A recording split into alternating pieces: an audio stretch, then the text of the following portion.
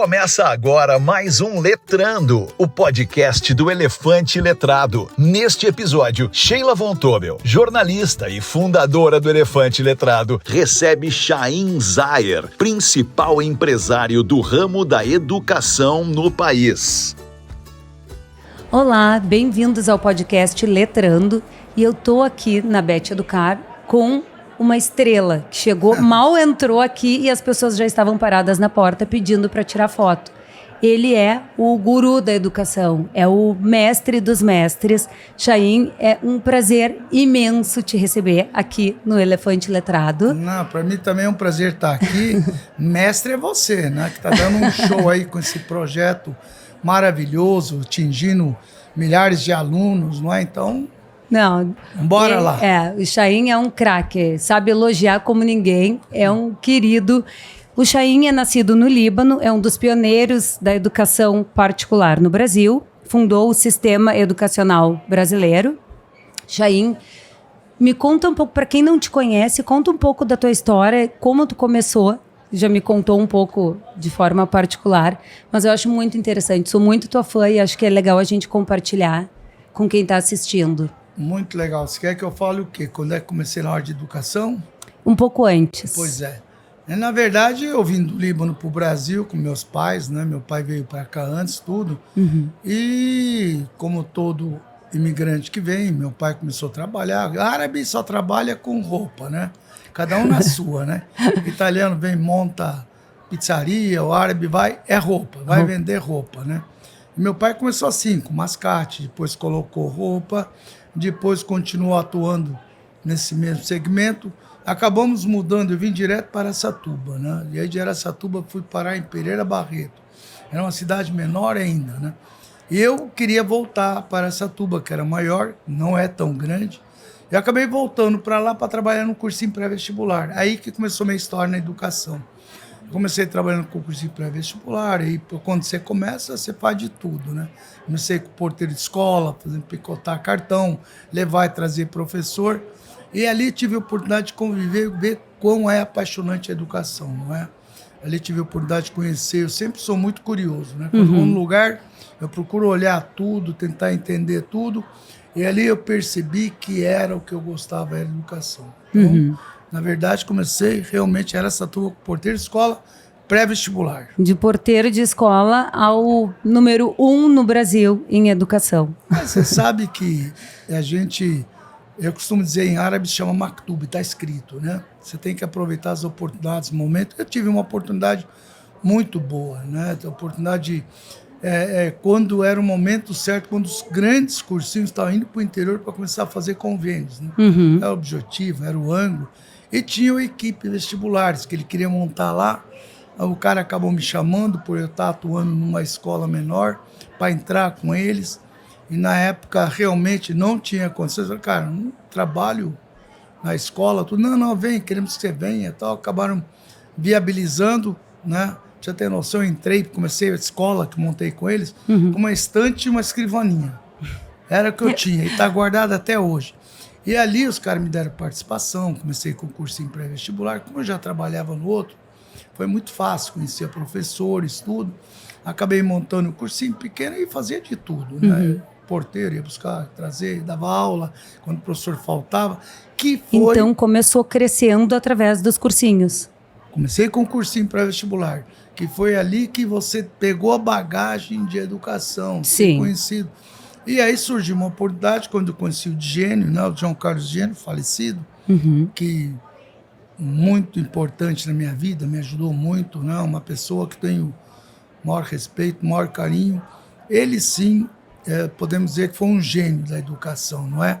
Quando todo mundo falava em EAD, naquela época, estamos falando em 1975, ele já gravava aula que os professores já mandavam para as escolas, entendeu? Era um tipo de um EAD sem ser EAD. Sim. Para dar aula, que ninguém tinha acesso aquelas estrelas. Ele fazia isso, mandava, e quando faltava alguém, você colocava aula ali. Então, comecei a querer realmente ir para o objetivo. Eu montei com a equipe, com uma sociedade, e como começou os 2 cursinhos, tive a oportunidade de conhecer o Digênio, aquela história que eu dormi no banheiro para conhecer ele, tudo, verdade. Pode contar para quem não... História? Essa história começou já contou outras vezes. O objetivo pro interior. Eu queria falar com ele, queria falar, quero conhecer, para trazer seu cursinho que eu queria montar, e não tinha como chegar, né? Como eu conheci os professores, vem cá, que hora que chega aí, mas o Gênio nunca ia, era mais o Jorginho que era o braço direito. O Jorginho chega a tal hora, ele passa pela sala dos professores, vai para a sala dele que é do lado. Aí eu perguntei, vem cá, esse banheiro é o único que tem? É o único que tem. Que hora que ele chega? A tal hora. Eu tive dúvida, né? Fui lá, deitei no banheiro, tinha um sofá, tranquei a porta. Uma hora os caras vão ter que entrar aqui. E não, os caras começaram a bater no tiro. Ei, abre a porta. O professor que precisava pegar, não sei o quê. Aí aquela confusão toda, o Jorginho veio e me viu. Mas o que você está fazendo aqui? Pô, eu queria falar com você. Não conseguia. Aí então vem, ele achou o máximo, né? Sim, claro. Eu dormi e tal. Ele falou, expliquei, queria levar o objetivo. Não é à toa Satuba, que as coisas acontecem como acontecem. Matuba. Aí ele acabou no mesmo dia, me levou para conhecer o Digênio, né? Que ele era de Araçatuba, enfim. Acabou dando liga, montei o objetivo ali, em Araçatuba. Aí, como é que surge Ribeirão Preto e Coque? O Digênio um dia me chama para entrar com ele em Ribeirão, para ser sócio deles em Ribeirão, do objetivo lá que era grande. Imagina sair na cidade de Araçatuba, naquela época tinha 80 mil habitantes, para Ribeirão Preto, que tinha quase 300, 400 mil, era um susto, né? Eu acabei indo, deu certo, acabei decolando, mas as coisas estavam ainda meio... porque tinha Araçatuba para cuidar, e nessa época eu conheci o pessoal do Coque. Coque era um cursinho local, e o pessoal queria vender de qualquer jeito, não é? E depois de 2, 3 tentativas, eu acabei comprando o Coque, assumindo o Coque, e dali do Coque, que tinha... 3 mil alunos, acabei dali decolando mesmo. Ali foi meu ponto forte, investi para valer ali, assumir, naturalmente tudo conversado com o pessoal, porque não era para concorrer nada, era para ter oportunidade. Sim. E dali do Coque, virei, abri o capital, aí a história se encarregou de fazer com muito trabalho e dedicação. Muito trabalho, não tenha dúvida disso. Chaim, tu trabalhou muito a vida inteira. E continua trabalhando. E continua trabalhando, sim. E como é que tu vê as gerações hoje? Porque a sensação que eu tenho é que as pessoas trabalham muito pouco tempo e já querem ter resultados que pessoas que trabalham a vida inteira atingiram. Como é que tu vê isso? Eu acho interessante você tocar nesse assunto. Eu comentava ontem. O pessoal acha, eu chamo, eles são muito impacientes, né? Eles não têm, eles não entendem. Pô, eu falo, teve um cara que chegou lá um dia que queria falar, eu venho para cá, mas quero saber quando é que eu vou assumir o cargo de direção, quando é que eu falei, você quer tomar meu lugar, é isso? Não, mas não é, quero ter oportunidade. Meu, você nem mal entrou, levei 50 anos para chegar até aqui. Não é assim, né? Não, porque a gente quer ter participação, mas pode ter, sem problema. Vai lá e toca teu negócio, monta a tua escola então, né? Eu acho que eles têm todo o direito, eles são muito mais audaciosos, são diferentes, mas eu acho que falta de paciência, às vezes atrapalha, né? Eles querem resultado muito rápido, né? E não é assim que as coisas acontecem, né? Primeiro que você tem que adquirir confiança, tem que ter segurança, tem que ter conhecimento do que você está fazendo. Acho que o jovem, sim, é importante utilizar essa energia deles, mas tem que ter cabelo branco junto, para eles não quebrarem a cara, sabe? Sim. Acho que realmente eles...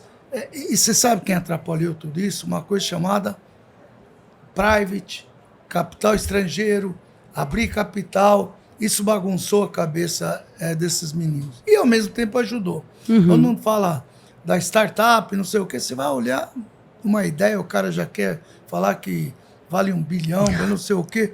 Sim. Quer dizer, não é assim as coisas. Acontece 1 em 1 milhão. Sim. Eles acham que é fácil. É possível, sim. Tem que tentar, mas tem que trabalhar muito para que isso aconteça. Você tem que consolidar o teu negócio. É o teu e vem o meu. Não foi de repente, não é? Então, tem muitos jovens aí, pula de galho em galho, sabe? Não tem aquele... paciência e resiliência. E não é só isso, é a lealdade daquele que te deu oportunidade. Tem um profissional comigo que está há 40 anos, 50 anos, e vão bem, obrigado. Eles estão bem, você tem que remunerar bem o pessoal. Tem gente que quer.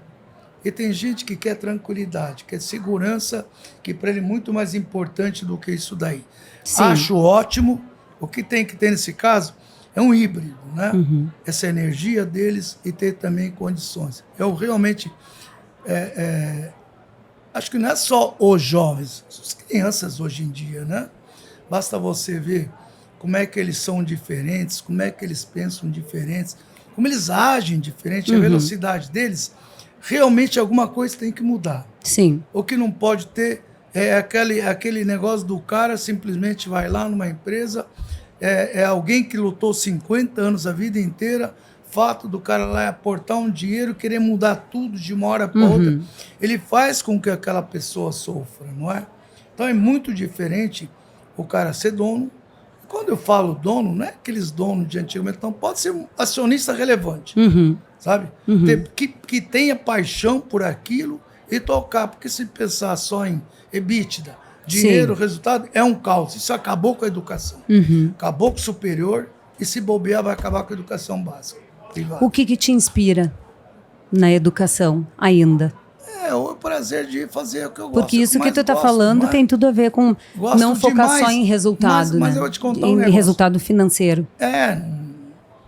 Acho que eu cheguei. Quem Não, começou, depois é por porteiro de isso. escola. É por isso que eu tô te perguntando, porque o que te inspira certamente não vai ser mais o resultado financeiro, Não, porque não esse tu já passou há muito tempo. Então, o que te inspira ainda a continuar trabalhando e continuar desenvolvendo Pessoal, tudo que tu faz na educação? Tem 9 netos. Você tem que dar exemplos. Sim. Não é? 4 filhas. 4 filhas. E 9 netos. Então, como é que você pode chegar para alguém e falar para ele, olha isso aqui, se você não dá exemplo? Sim. Fazer o que eu tenho? Vou na praia, ficar o dia inteiro parado, só viajar, que exemplo que você vai dar? Acho que a gente, sim, tem que às vezes também passar para a próxima geração. Eu, por exemplo, eu vejo tanto problema de gênio, um caso, estou te falando, morreu sem deixar sucessão. A mulher lá não deixou filhos e tal. Eu acho aquilo tão triste porque um cara que fez um nome na educação, um dos melhores do mundo, na minha opinião, não tem continuidade. Você vê que a Sandra, que é a esposa dele, está tentando fazer, mas não houve uma, sabe? Sim. Eu vejo aquilo, briga de família, de herança e tal, isso me deixa muito triste. E tem milhares de episódios desses que eu estou vendo. Com isso, me preocupa a sucessão. Eu tive, mas nem a sorte, que não existe sorte, né? Sorte é um plano bem elaborado. Não tem essa conversa de sorte e coincidência, também é outra bobagem. Não tem. Não, Tá tu não acredita em sorte e nem em coincidência. Não existe. Eu costumo dizer que se cabrito tem, cabra não tem, de algum lugar vem. Tem o cabrito, não tem a cabra, aquele cabritinho veio de algum lugar. Então não tem essa coincidência. Sim. Então eu estava te contando o que eu fiz. Desde pequena, minhas filhas, eu colocava elas junto comigo, atuando. Pequenas mesmo. Te acompanhando na empresa. Acompanhando, tinha mesona grande, as 4, mesmo quando começava com nada, eu falei, bom, quem sobreviver, continua. Vamos ver como é que é, vamos ver como é que é trabalhar, vamos ver, vai seguir. 2 sobreviveram, em 2 não. As outras 2 não quiseram e... Foram tocar a vida de outra forma. As outras 2 filhas minhas que estão comigo, que hoje eu coloquei como co-CEO, inclusive, no grupo, definir que a sucessão delas seria as escolas que elas gostam, não é? As escolas premium, que é aqui, Poeidomus, Mecober, Concept, são escolas diferentes. Elas são co-CEO. E elas vão tocar. Esse seria a perpetuidade, a continuidade do grupo. Sim.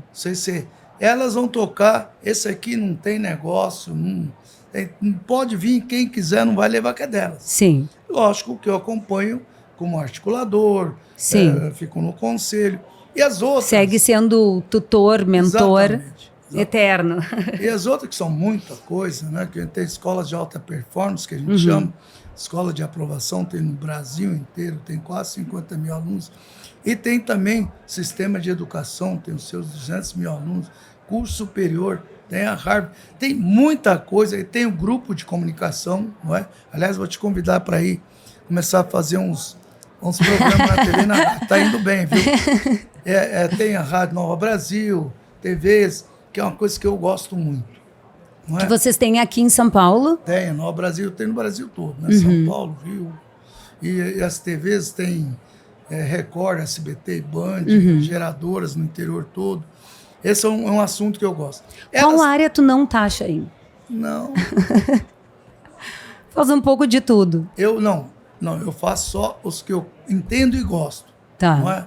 Educação, comunicação é o que o meu forte. Tá. Minha esposa me faz outro assunto, minhas filhas, mas eu Tem mesmo... alguma coisa de agro também? Agro, que ela toca, né? Isso. Ela gosta de agronegócio, que, aliás, é um momento, né? Sim. A gente procura ver o que está acontecendo. Eu, por exemplo, não vou deixar de atuar junto com elas, mas estou com um projeto que eu vou deixar para perpetuar. Não é, elas vão tocar as escolas. Eu, pessoalmente, estou com um projeto muito grande, estou montando isso há uns 3 meses, vou lançar daqui a um tempo, voltar da área de educação, vai ser fantástico. Muito a ver com inteligência artificial junto. Tá. Não é aula de inteligência, mas tem muito a ver. Porque a inteligência artificial é o que vai dominar o mundo, Sim. já está dominando. Aliás, a gente já vê coisa boa, coisa ruim, não é?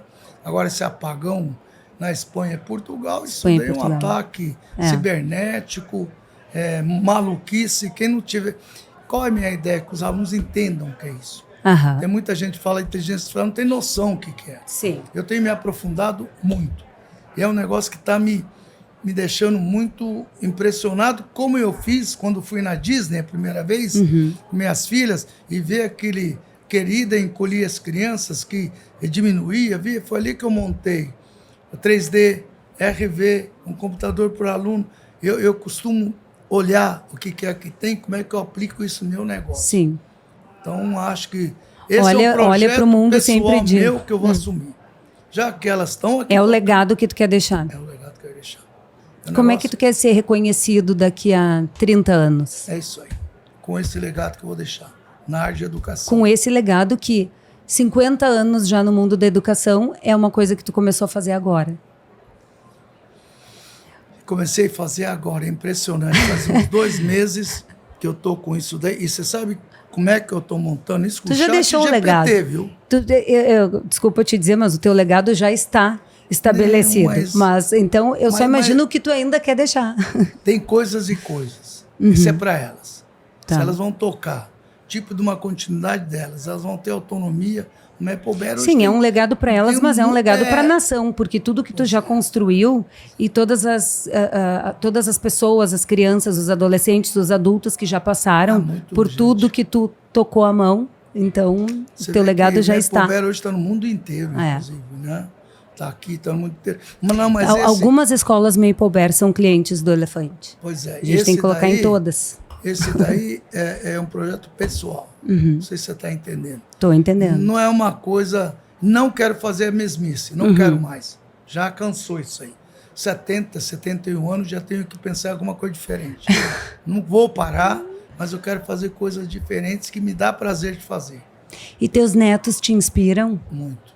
Eu vejo eles ali... Tu compartilha com eles coisas que tu está fazendo? O que mais me inspira são eles. Sabe, os netos, 9 netos. Então você vê aquelas crianças com sede de aprender, com sede de evoluir, com sede... É impressionante. Essa juventude é um negócio maluco, maluco. Peguei meu neto, eu estou trabalhando muito com o ChatGPT, até montar esse projeto, inclusive. Eu peguei, vem cá, pergunta aqui um negócio para ele. Aí o ChatGPT fala, falei assim, fala pro Henrique o que ele quer. Oi, Henrique, tudo bem? O que você quer? O Henrique, ele fala, pergunta o que você quiser. Começou a perguntar e tal, e aquela conversa. Então você vê que o olho dele brilha. Sim. Daqui a pouco já estava dominando. Ele conecta, é claro, consegue conectar, porque as crianças são dessa geração. Mundo, eles vão mudar o mundo. Eles são líderes naturais. Se souberem parar com beabá, né? Porque antigamente foi feito as escolas, um carteiro atrás do outro, ficar um profissional lá na frente falando, decora, isso acabou.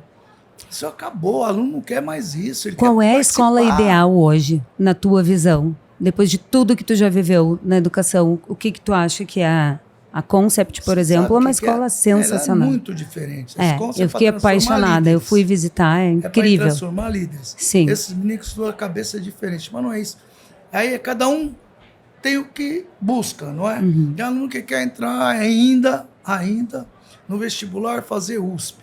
Tem aluno que quer fazer não sei o quê. Se matam para entrar no vestibular. Tem aluno que quer fazer uma mais tranquila. Tem aluno que quer fazer uma de liderança. Então, você quer fazer, quer entrar na USP, vai ter que estudar feito louco, fazer cursinho, tá? Aluno que não quer saber. De repente ele pega uma inteligência artificial que ensina às vezes muito mais do que ficar ali vendo aquela mesma aula. Tal. É um negócio maluco. Você tem que ver o perfil do pai. Porque você tem pais e pais. O maior problema hoje não é o aluno. São aqueles que as mães se unem no WhatsApp. No grupo de WhatsApp. No grupo WhatsApp que resolve o mundo. E tem os pais que querem que o filho seja igual a ele 50 anos atrás. Sim. Ah, meu pai me trazia tarefa em casa. E, não precisa mais. Sim, o aluno mudou. tem que aprender lá. O aluno, sabe, se ele, quem descobriu o Brasil, que ano? Pega o ChatGPT. Em 2 minutos, tá, por que precisa decorar? Então, eles não entendem mais isso daí. E o próprio professor, você não mudar a postura dele, não utilizar essa tecnologia que vocês já usam para diferenciar, Sim. não é? Vai ser o cara ultrapassado. Esse é o legado que a gente tem que mudar. E como é que tu acha que deve ser hoje a formação dos professores? Formação dos professores, primeiro que ele precisa entender que ele é professor, que ele não domina mais sozinho, ele não é mais o detentor de conhecimento, ele tem que ser um mentor dos alunos, tem que ser um tutor. Ele tem que fazer com que o aluno aprenda a aprender, não é? Aprenda como é que faz. Não adianta ele que o aluno decore. Então você tem que começar a formar professor que com a cabeça mais aberta. Você tem professor que só quer falar o que ele acha, falar mal do governo, não sei. Gente, para com isso. Ajuda em vez de falar, ajuda isso. Isso é do passado, não é? Tem professor que acha decorando, contando piada. Primeiro que não dá mais para contar piada hoje em dia. As piadas, hoje em dia você fala gordinho. Tudo dá problema. Então, eu nem conto piada mais. É tudo sem graça, né? Então, e conta também uma piada. O aluno já cansou disso, sabe? E principalmente professor de cursinho, que se fazia muita piada. E os adolescentes piada, né? aprendiam muito com as piadas. Eu lembro de piadas até hoje, dos meus professores de cursinho pré-vestibular. Mas hoje em dia já não pode mais. Não conta, ninguém quer contar, ninguém quer fazer. É uma maneira que eles encontravam de cativar 300 alunos numa sala de aula. Sim. Como é que você consegue controlar 300 alunos numa sala de aula? E era uma maneira... que é diferente. Um aluno que vai no cursinho, ele quer aprender porque ele quer determinado que quer assistir. Ele se mata durante um ano. Sim. Aluno de colégio, não. Aluno, então, de ensino fundamental 2, que eles estão descobrindo como é que é, não é? Você viu essa série que está tendo na Netflix? Sim. Todo mundo falando daquilo lá. É aquilo lá que é o aluno de hoje. O professor tem que ser o mentor, tutor, ficar olhando. Se ele está numa sala de aula, ele vê que tem um aluno dormindo, tem algum problema ali. O menino passou a noite inteira na TV, fazendo jogando. Tem que conversar, tem que orientar. Tem que ser mentor, tutor e descobrir a habilidade de cada aluno. Tem aluno que é muito bom. Se você a história do Thomas Edison, né, da história da mãe dele, que o professor, um dia o filho dela chega com um bilhete. Sim. Com essa história. Conheço. Então, tá claro, ó. Ela começa a chorar, que foi, meu filho, não, essa escola diz que você é um gênio, que eles não têm condição de te ensinar. Nem precisa mais ir para a escola, porque tu é um gênio. Né? E na verdade o que dizia no bilhete era outra coisa. Outra coisa. Tem que trocar seu filho, isso um monte. Então o mundo é diferente, falta ter habilidade para lidar com esses jovens. Não pode ser mais como antes. Os professores, inclusive, têm que ter a habilidade de entender que o jovem de hoje não quer. Estão falando de jovem. Sim. Diferente de cursinho superior. Sim. Chaim, tu tem uma palestra daqui a pouco. Eu queria ficar 3 horas aqui contigo. Eu tenho mais 4 minutos. Vamos aproveitar esses últimos minutos, então, para tu ensinar um pouco para quem está começando. O Elefante está há 13 anos no mercado, então somos ainda muito jovens. E assim como nós, tem várias outras empresas jovens tentando e lutando pela educação com seriedade, com pesquisa. O que tu tem para dizer para empresas como o Elefante Letrado que estão investindo em educação e tentando fazer diferença? Quais são os legados e os ensinamentos que tu pode deixar para nós? O primeiro que está no caminho certo, né? Esse é o tipo de de trabalho que tem que ser feito. É exatamente o que falta para complementar, para o aluno ter que ficar decorando, para o aluno ficar ensinando coisas que, de repente, por intermédio dessa metodologia, ensina muito mais do que qualquer outra coisa. E recomendo também para esses profissionais ligados à área de educação se aprofundar para buscar coisa diferente. Não dá mais para ficar naquele jeito. Então, acho que esse tipo de metodologia vai ajudar muito, principalmente que vocês atuam em escolas públicas, né? Privadas também. Tanto Isso. que tem muito... Escolas públicas não têm acesso a nada, coitados. Então, um negócio desse é maravilhoso. Vai poder fazer com que ele abra a cabeça, veja outra coisa. Eu sei que também vocês atuam não só no Elefante Letrado, tem outros segmentos que vocês atuam e devem. Deve investir, eu acho que vai deixar um legado muito grande. Eu gostaria imensamente que esses secretários de educação, que não é fácil você conseguir fazer com que os jovens de hoje se aprendam, e Sim. o professor não... Isso pode ser um diferencial. Sim. E é um diferencial. Yeah. Então, eu recomendo que realmente as pessoas prestem muita atenção em quem está com disposição, com vontade, com determinação. E indo a 13 fundo anos, nos assuntos. 13 anos, quer dizer, está começando, quer dizer, para eles, mas para vocês são 13 anos. E principalmente na área de educação, que é a coisa mais nobre do país. Um país como o nosso, grande o suficiente, tem realmente que prestar muita atenção nesse tipo de trabalho. Tá, Chaim, muito obrigada. Isso é um prazer.